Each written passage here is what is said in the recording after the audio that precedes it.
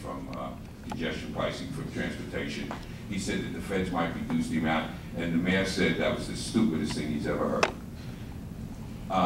Anthony, I answered it once again like a trooper and a statesman and did not take the bite, but I must say it was not the smartest thing the mayor ever said. So I'm very happy to have him here today and to introduce him to you, Anthony.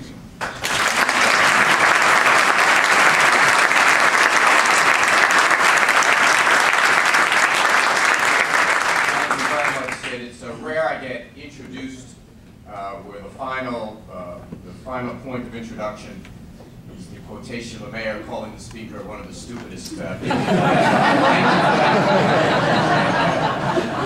Remind that it actually, Sid mentioned, one of the things I'm proudest of is when I got into politics, I was working for Chuck Schumer. When I went to work for him right after college, I was 6'3", blonde hair and a little nose, and morphed into this more Semitic, electable version of myself. Working for Schumer, and I had worked for him for a while, and it was time to start my own political career. And I ran for city council, and I was successful in a 6-way primary.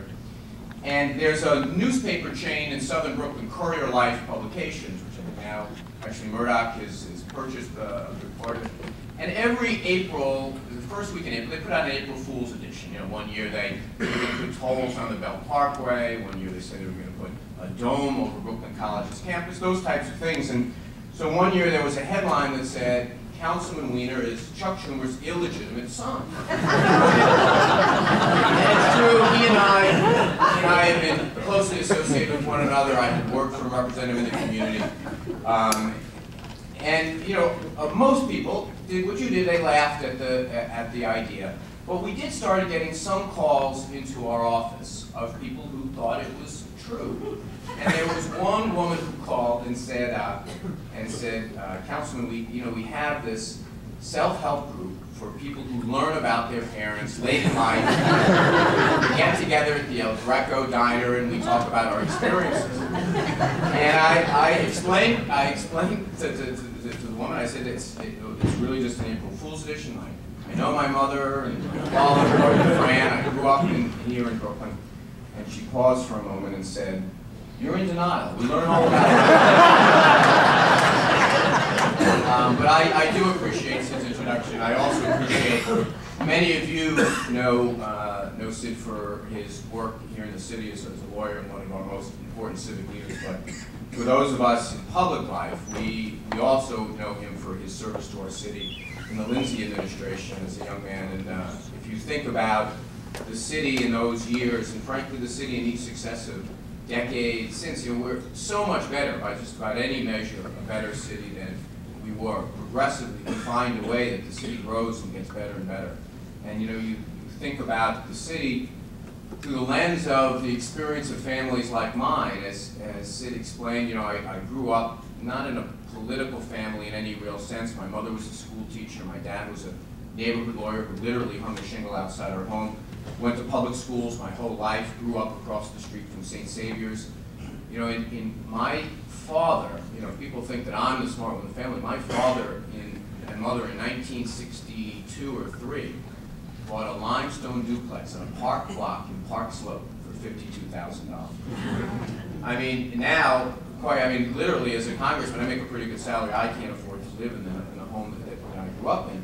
But what's interesting about the experience of my family is that it's not particularly noteworthy. This is really the way New York continues to grow generation after generation. The foundation of a public school system that, despite the mythology, was never this kind of Ivy line citadel of education excellence. It was a good, solid education. There were places that if you wanted to prospect, if you were willing to take a little bit of a chance, some of you who are newer to New York, Park Slope, 40 years ago was a fairly edgy community. Now you can't even touch it. And also it was a place that, through the GI Bill for my father, through a job teaching for my mother, provided a middle-class ladder and aspirational sense of what New York is. And New York has been, I would argue, for decades and decades and generations, the middle-class capital of the world. It's the place that people can come in neighborhoods and find their ladder up. I would say that today in New York, of all the kind of existential things that are going on, we're threatened in that regard. I think, the middle class and those struggling to make it would find it very hard to have a similar experience to mine if they were starting out in New York. It's very, very hard to think of a community where you can find that starter home. There are still places you might be able to find a co-op, in some communities that a family, if they wanted to start out, can afford. But try to think of a place if you had a friend or a neighbor say, my son or daughter's coming here, he or she has got a pretty good salary, where would you recommend they kind of start out? Finding that community is a tougher and tougher thing.